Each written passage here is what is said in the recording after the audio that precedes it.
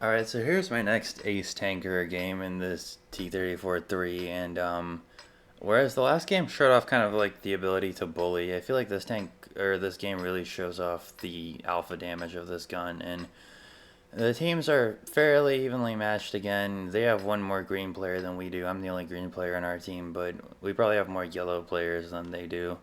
So I'd say it's fairly evenly matched, but I know I'm going to have to, you know, have a pretty active role in this game. It's Karelia Assault, tier 8 max game, so, you know, there's no reason I can't do well in this match unless it's just me being bad. Which happens, but not this game, as you'll see. I'm going to speed it up a little bit, and I'm getting up to that G1, G2 spot. G spot. Anyway, so, yeah, like, that's a pretty good spot to find enemies and hold on this game for Karelia Assault. I feel like, especially after they changed the map, so that alley where all the tank destroyers used to camp isn't along the one line isn't quite as friendly for the defensive team anymore.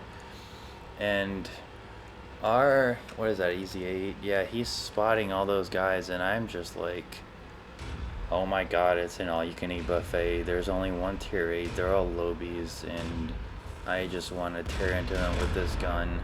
And there you can see a little bit of the gun depression. I couldn't aim down far enough, and I don't know why I didn't take this shot. I probably could have hit, but I didn't. Anyway, it doesn't matter. Shoot this M6. It's half his HP gone right there, and I guess this elk wanted to take a shot at me, but then he changed his mind. So I decided to play really aggressive. I move in, and I hate when that happens. When this gun acts up, it's the most infuriating thing on the planet. I only track the Cromwell B, but that next shot finishes him off, and I eat a shot from the ST1, but he has a pretty good rate of fire with that gun, and I was hoping my team would come around and help me here, and they did eventually, to their credit, but I took a little bit more damage than I would have liked to take here, so it doesn't matter. I'm still alive. I did a bunch of damage, and we've won this part of the map. And that ELC is running, and I can smell the blood in the water, so I just want to one-shot that little bastard. I don't know what it is about one-shotting ELCs.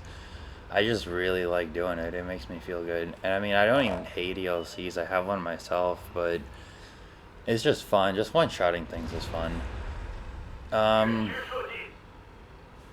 So I try to take a shot at him. He runs off into the distance, and I'm like, okay, whatever. I probably need to help out this ARL because it's 4-4. We're evenly matched. I need to preserve my teammates as much as possible. So this ARL's getting his ass handed to him by the Easy 8, and I just fire a shot into the rock because reasons. And look at that. That ELC wanted to set up a little ambush for me, but it did not work. It did not work out for him very well at all. And this tank doesn't have the worst terrain resistance either. I don't have the whatever off-road driving on this, and I bet if I did, I would have no problem getting across this swamp. And there's that smooth ride doing its work. I just took 40% off that ISC 152, and this is what I'm talking about, the alpha damage. Like, instead of sitting out and taking shots, trading shots with that ISU, I can just fire a shot and take off almost half his health and get back into cover. And so now the situation's interesting. We have the entire left half of the map. They have the entire right half. They're all doubling back trying to defend their base because they won the 9 to 0 to 8 line, and we won the 1, 2, and 3 line.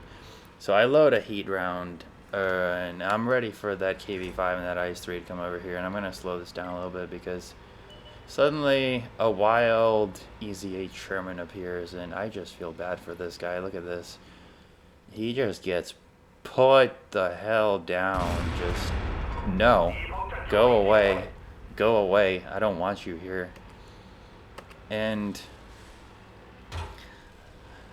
I decided to, I don't know if I consciously decided or if I was just losing my shit. It was probably just me losing my shit, but I decided that it's probably a good idea to have, because when the games are this close, and I already have a lot of damage anyways, you might as well start using that gold to try and win. And I guess what I'm talking about with the carry potential on this alpha damage gun, like that IS-6 could have done a lot of damage to either me or that E25, but I just put him down, and if I had any other medium tier 8 tank, like he'd still be alive and he would have gotten a shot in, and bam, there's another Cromwell dead and he's out of the fight. And I have 5 kills and I really want a Top Gun, but this is just, and if you keep hearing that ding, I keep getting spotting damage because they're all coming down this way to try and dig me out of this position and kill me, but it's clearly not working very well. And I just start having the worst damage rolls now. I didn't get my Top Gun, I'm just going to go ahead and tell you right now, and it was very disappointing.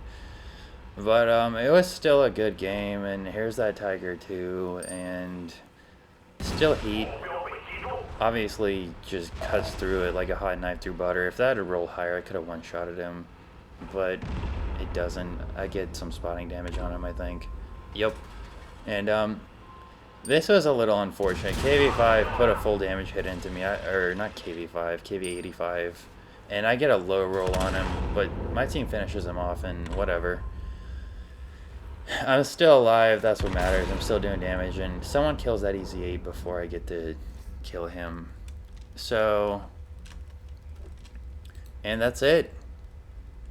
We're about to cap, and that ISU is nowhere to be seen, and there's me talking shit in chat, and I basically, they all lost the game because they tried to kill me in that E25, and they got the E25, and they almost got me, but guess what? All our teammates up here, did their job, and they got wrecked. They absolutely got wrecked, and almost 4,000 damage and 5 kills. That's a pretty decent game in my book.